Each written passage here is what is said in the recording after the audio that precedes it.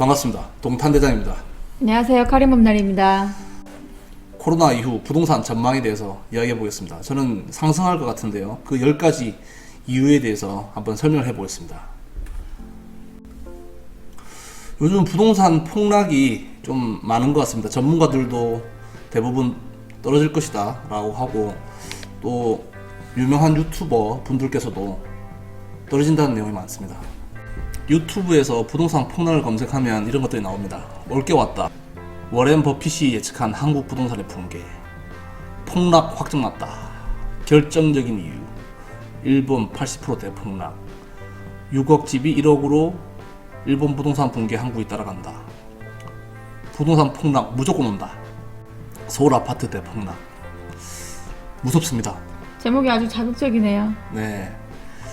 무서운데요. 이건 이제 집을 사거나 팔 때 오른다고 주장하는 사람, 그리고 떨어진다고 주장하는 사람 같이 들어보고 본인이 결정하는 건 맞는 것 같습니다. 그래도 좀 무섭네요. 근데 이런 내용이 많은데도 지금 대장님은 오른다고 얘기하시는 거죠? 네, 저는 오를 것 같습니다. 이유에 대해서 한번 보시죠. 여러분의 좋아요, 구독은 저희에게 큰 힘이 됩니다. 대장님 제목은 상승한다고 확정 지으신 것 같은데 지금은 오를 것 같다네요. 네, 이건 뭐 어떻게 될지는 아무도 모르는 거니까, 그래도 저는 이제 근거를 좀 대면서 설명을 해보겠습니다. 첫 번째 이유가 부동산 수요와 공급. 네, 부동산 빅데이터를 보면 알 수 있습니다. 공급이 너무 많다, 공급이 너무 많아서 폭락한다라는 분이 많던데, 이걸 보시면 됩니다. 부동산 진이란 빅데이터인데요, 전국 수요 공급입니다. 파란색 그래프가 공급입니다. 공급. 파란색 그래프는 공급이고, 빨간색 이 부분은 이제 수요인데, 빨간 선을 넘는 부분이 공급이 많다죠. 네. 예. 18년이 최대 공급 물량이었죠. 그러면서 점점 떨어지고 있습니다. 19년도도 올랐죠. 왜냐면 이건 그 해를 반영하는 게 아니라 1, 2년 앞을 바라보면서 공급이 없겠다, 그러니까 오르겠다라고 판단하시면 되는데, 지금 보면 확대를 해볼게요. 18년부터 23년입니다. 2018년부터 계속 공급이 줄어들죠. 그리고 올해는 수요보다 공급이 조금 많습니다. 하지만 내년, 21년, 22년, 23년까지는 공급이 없어요. 수요가 훨씬 많습니다. 공급이 부족하지 않다는 말씀입니다. 공급이 많다는 것은 좀 틀렸다고 봐야 되겠죠. 전국적으로 공급이 줄어들고 있는 거네요. 그렇죠. 지금 경기도 안 좋고 또 규제를 많이 하니까 건설사도 많이 안 지었습니다. 그리고 3기 신도시가 이제 22년부터, 빠르면 22년부터 분양을 시작하면 입주는 이제 24년, 5년 정도 되겠죠. 그때 데이터는 다시 봐야 되는데 23년까지는 공급은 부족하다 라는 건 맞습니다.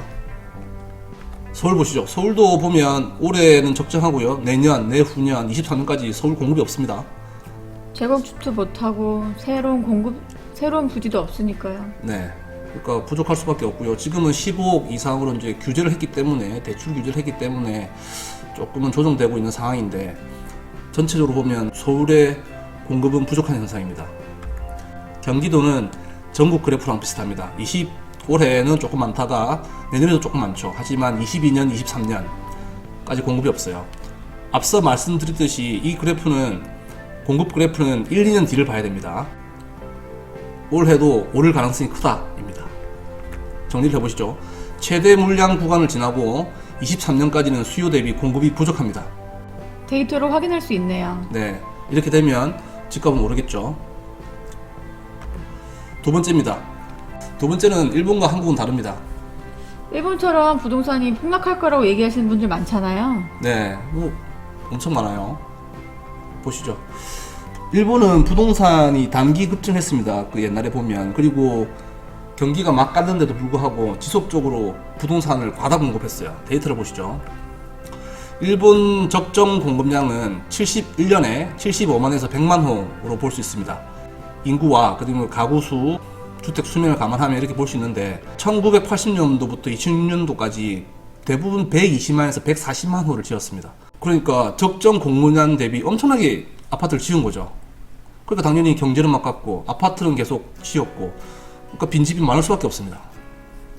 우리나라는 아직까지 공급이 부족하죠. 그렇죠. 그러니까 일본하고 똑같다, 일본처럼 무조건 폭락할 것이다, 부동산이 폭락한다 라는 것은 맞지 않다고 저는 생각합니다. 세 번째 이유, 인구와 가구 수는 계속 증가되고 있습니다. 우리나라 계속 인구 감소한다는 얘기가 많은데 네. 증가되고 있다고요? 네, 인구 증가율이 감소되는 거지 인구는 증가되고 있습니다. 보시죠. 이 통계청에서 뽑은 자료인데 이게 인구 증가율입니다. 인구는 증가되고 있지만 인구가 증가되는 율이 줄어드는 거죠. 이걸 보고 말씀하시는 것 같은데 인구 수는 증가되고 있습니다. 이렇게 나와 있죠. 77년도부터 2017년도까지 2027년도까지 증가해요. 인구 수는 작년인가까지는 2030년까지는 증가한다라고 했다가 최근에 좀 발표를 봤는데 2028년까지 인구는 증가한다입니다. 그리고 가구 수를 봐야 되죠. 이 아파트는 인구가 아니라 가구 수를 봐야 더 정확한데 지금이 이쯤 있죠. 이쯤 있는데 가구 수는 계속 증가합니다. 2042년까지 가구 수가 증가해요. 왜냐하면 1인 가구가 계속 증가되니까 총 가구 수는 증가합니다.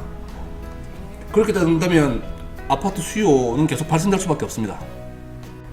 정리해 보시죠. 인구 증가율은 감소하지만 인구는 2028년이나 2030년까지 계속 증가하고요. 가구 수, 세대 수죠. 2042년까지 증가합니다. 네 번째는 아직도 오르고 있다입니다. 폭락이 시작됐다고 얘기하시는 분들도 많잖아요. 네. 지금 보면 한국감정원의 통계입니다. 올해 2월달이죠. 2월달부터 지금 4월 27일까지 기준이 있네요. 아마 아파트 매매 가격 지수는 계속 올랐습니다. 사실 이제 저희가 현장에서 느낄 때 보면 물론 금매가 안 나오는 건 아니에요. 근데 이게 금매인지 전체적인 하락인지는 구별해야 될 것 같아요. 네. 그리고 여기서 봐야 될 게 이제 통계에 잡히는 거는 실거래를 신고한 거죠. 올해 2월달까지는 60일 계약서를 쓰고 60일 이내에 거래 신고를 하게 되어 있었는데 2월 말 이후로는 30일로 줄어들었습니다. 그렇기 때문에 4월 27일 날 되어 있는 것도 한 달 전에 계약서를 썼다는 이야기죠. 코로나 전국에서 계약서를 썼다는 이야기입니다. 아파트 가격이 폭락했다는 틀린 말이죠. 아파트 매매 가격 지수는 코로나 전국에서도 일부 상승했다가 맞는 이야기입니다.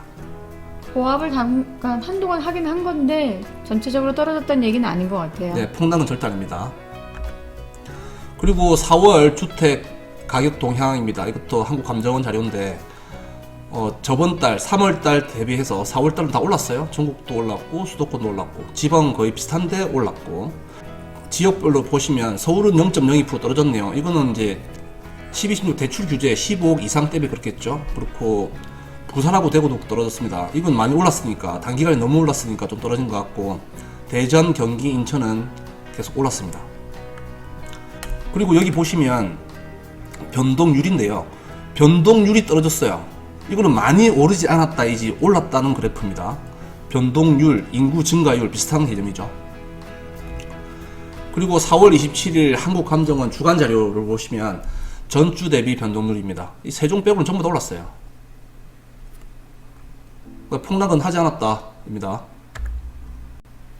언론에서는 사실 근데 계속 떨어지고 있고 저번 달 대비 마이너스 매물 나오고 있다 이런 식으로 계속 보도하잖아요. 네, 그 한두 건 가지고 좀 그런 것 같은데 그건 잘못된 겁니다. 계약하고 잔금일까지는 두세 달 정도의 기간이 있지만 지금은 30일, 계약하고 나서 30일 이내에 실거래 신고를 해야 됩니다. 그렇기 때문에 코로나 전국에서도 폭락은 없었다. 하지만 이제 지금은 거래가 활발하지 않고 금매가 좀 나오고 있으니까 5월 6월에는 좀 조정된 금액이 나올 가능성이 있습니다. 그리고 지금 뭐 언론의 또 다른 얘기 중에 하나가 매물이 계속 쌓이고 있다 이런 얘기도 네. 하잖아요. 실질적으로 보면 매물이 많지 않죠. 매물은 한참 상승세보다는 조금 많아지긴 했습니다. 하지만 매물이 넘쳐나지 않습니다. 그리고 금매로 나왔던 매물들이 소화가 되고 있어요. 네. 지금 9억 15 이상 되는 거래가 주춤한 건 코로나 때문에 있는 게 아니죠. 이건 대출 규제 때문에 12, 16 이후부터는 거래가 주춤하기 시작했습니다. 그래서 또 조정되기도 했고요. 하지만 9억 이하 아파트나 비규제 지역은 상승을 했는데 이 내용은 12, 16 대책 이후에 발생된 내용이고 현재는 코로나19 때문에 집을 보여주는 사람도 집을 보러 오는 사람도 엄청 작아졌습니다. 맞죠? 네. 근데 이런 상황이 계속 될까요? 오늘 지금 교육청 발표 난 것도 보면 5월 말부터 순차적으로 계약을 지금 하잖아요. 네. 그러니까 코로나가 거의 지금 종식되는 분위기이기 때문에 코로나가 부동산에 미치는 영향이 좀 작아진다 이렇게 봐야 될 것 같아요. 네. 아직까지 매물이 많지 않습니다. 부동산에 직접 전화해 보시면 됩니다. 금매도 많지 않고 바로바로 소화가 되고 있는 분위기입니다. 그러니까 12, 16이나 코로나 이전부터 연락이 없었던 매물을 말하는 건 아니잖아요. 네. 사람들이 선호도가 높고 수요가 높은 아파트를 말하는 겁니다. 여러분의 좋아요, 구독은 저희에게 큰 힘이 됩니다. 그리고 전세 매물 부족, 전세 수급 지수 상승입니다. 전세 수급 지수라는 것은 이제 전세 수요 대비 공급 수준을 말하는 건데, 이게 수치가 높으면 200이고 수치가 낮으면 100입니다. 수치가 높다는 것은 전세가 없다라는 이야기고요. 그래프를 보시죠. KB 국민은행에서 뽑은 건데요. 2019년부터 이게 100이죠, 100입니다. 100보다 높아요. 100보다 높으면 전세가 부족하다는 거죠. 그렇죠. 2019년 8월부터 100 이상으로 올라갔습니다. 2019년 계속 오르고 지금 2020년 2월, 2020년 4월까지도 계속 100을 이상 높아지는 그래프입니다. 이건 전세가 없다는 말입니다. 지금 현장에서 저희가 느끼는 사실이랑 똑같아요. 네. 지금 동탄 전체적으로 전세가 부족하고요. 전세 매물이 시세보다 조금만 싸게 나와도 바로 계약이 되고, 실질적으로 코로나 이전보다 시세가 올랐어요. 네, 오르고 전세 물건은 없고, 지금 전세 대출은 잘 나오고 80%까지 나오니까 전세 없습니다. 지금 저희 아파트 단지에도 한두 개밖에 없죠. 지금 이렇게 전세가 부족해지면 사실 전세가가 매매가를 밀고 올라가잖아요. 네. 그러니까 전세 올라가면 매매가 폭락한다, 그런 일은 잘 발생하지 않죠. 네, 전세가가 상승되면 매매가는 하방 경직을 합니다. 그리고 매수자가 슬슬 움직이기 시작했습니다. 실질적으로 이게 그 부동산이 폭락을 하려면 급매물이 자꾸 쌓여야 되고 거래가 안 돼야 되는데, 저희가 현장에 있다 보면 급매가 나오면 그래도 최대 2주 안에는 계약이 돼요. 네, 그리고 저번 주부터 슬슬 문의 전화 그리고 방문 손님들, 매수자, 투자자분들이 움직이기 시작한 것 같습니다. 코로나 이전으로 활발하게 돌아간 건 아닙니다. 하지만 거의 거래가 없고 매수 물의조차 없다가 지금은 슬슬 움직이기 시작했어요. 주간 매매 동향, 매수의 매매 거래 지수입니다. 이것도 보면 2020년 2월 그리고 2020년 3월 이쪽이 코로나 피크였죠, 피크. 그렇죠. 예. 그래서 매수자 우위였고요. 하지만 꺾이기 시작했습니다. 2020년 4월 오면서 매수 우위가 점점 좀 꺾이기 시작했죠. 현장에서 느끼는 분위기, 그리고 KB에서 말해주는 매수 우위 지수. 그래서 지금은 급매를 잡는 타이밍이다. 그래서 또 한 가지 말씀드리고 싶은 건, 매도자분들 너무 급하시지 않으면 사실 지금은 조금 고민해봐야 될 시기예요. 네. 그리고 갈아타려고 하시는 분들은 코로나 이전에 한참 올랐을 때 가격 받고 싶다 라고 생각하지 마시고, 지금 자기 집을 약간 싸게 파시고 갈아탈 집을 조정도 좀 되니까 좀 약간 싸게 사면 됩니다. 상급지 매물을 더 잡는 게 중요하니까요. 네. 올라가는 폭이 더 클 거니까 갈아타는 것도 나쁘진 않습니다. 8번째입니다. 유동성입니다. 한국은행에서 며칠 전에 유동성, 시중은행에다가 무제한 공급하겠다라고 밝혔습니다. 20년 올해 국내 토지 보상금이 사상 최대입니다. 45조. 그리고 해외에서도 돈 찍어내는 게 장난 아니죠. 이 돈들이 다 어디 갈까요? 네, 통장에 들어갈 수도 있고 주식으로 갈 수도 있고 금을 살 수도 있고 부동산을 살 수도 있습니다. 돈이 시중에 넘쳐나고 있습니다. 9번째는 제로금리 시대죠. 이자가 싸도 너무 싸잖아요. 네, 저번에 35회 출연했던 영끌부부, 제로금리가 너무 좋다, 이자가 너무 좋다, 버틸만 합니다. 그러니까 오히려 코로나 때문에 도움을 받고 있다고 얘기하셨잖아요. 네. 많은 분들이 이제 현금화 중인데 현금이 풀리기 시작하면, 투자자도 움직이기 시작하면 폭등도 걱정됩니다. 마지막입니다. 미국 대통령 선거입니다. 올해네요.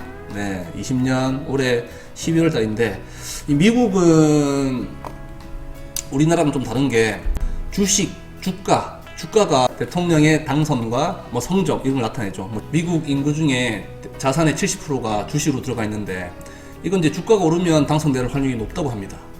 이런 상황에서 세계 금융위기 일어나지 않을 것 같은데요.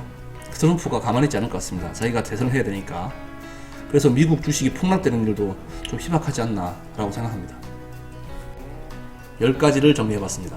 내용이 도움이 되었다면 좋아요 눌러주세요. 계속해서 부동산 소식을 듣고 싶다면 구독 부탁드립니다.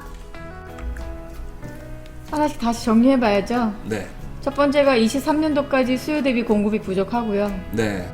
일본은 공급 과잉이고 경제 폭망이었죠. 지금도 망하고 있고. 하지만 한국은, 우리나라는 공급은 많지 않습니다. 공급이 부족한 상황이고요. 아직까지 경제 지수도 괜찮은 것 같습니다. 그리고 인구와 가구 수는 계속 증가하고 있으니까요. 네, 인구율이 줄어드는 거지 인구와 가구 수는 증가되고 있습니다. 폭락 없습니다. 아직도 오르고 있습니다. 그리고 아직까지 매물이 쌓이진 않아요. 네, 매물이 쌓이고 경매로 나오고 해야지 대폭락이 시작하는데 그런 수준은 아닙니다. 실제로 경매를 봐도 바로바로 낙찰이 되고 있어요. 네, 6번째는 전세 매물 부족하고요. 전세 수급 지수 상승 중에 있습니다. 요거는 현장에 한번 전화해보시면 바로 아실 수 있을 거예요. 네, 그리고 매수자가 슬슬 움직이기 시작했다는 걸 현장에서 저희가 느끼고 있습니다. 네, 어마어마한 유동성 장난 아닙니다. 그리고 금리가 거의 뭐 제로금리 시대니까요. 네, 올해 미국 대통령 선거가 있습니다. 정리를 해보시죠. 금매를 잡을 타이밍이다. 지금 금매 한두 개씩 나오고 있습니다. 내 집을 제값에 팔고 저걸 금매로 사야지, 이거는 아니고요. 좀 더 합리적인 생각을 해보시는 게 좋을 것 같아요. 네, 코로나 때문에 집값은 조정이 되는 건 맞는 것 같습니다. 하지만 다시 상승할 것 같습니다. 그리고 언론에서 너무 불안감만 조성하는 이야기, 거기에만 귀를 기울이는 건 아닌 것 같아요. 네, 뭐 이제 오른다는 유튜브도 보고 오르지 않는다, 떨어진다라는 유튜브도 보고 같이 보고 합리적 판단을 했으면 좋겠습니다. 대중과 반대로 해야 돈을 법니다. 부자는 얼마 없습니다. 일반 대중 중에 부자는 얼마 없는데 부자들이 대중과 같은 방향으로, 대중과 같은 타이밍으로 하진 않았죠. 그러니까 반대로 해야지, 대중과 반대로 해야 돈을 번다라는 투자 정설이 있고, 부자는 촉이 좋고 과감합니다. 그리고 다시 한번 말씀드리지만 매도인들 분들도 너무 급하지 않으면 시기를 조금 조정해보는 것도 좋을 것 같아요. 네, 버티면 오를 것 같습니다. 이상입니다. 동탄대장이었습니다. 가리봄날이었습니다.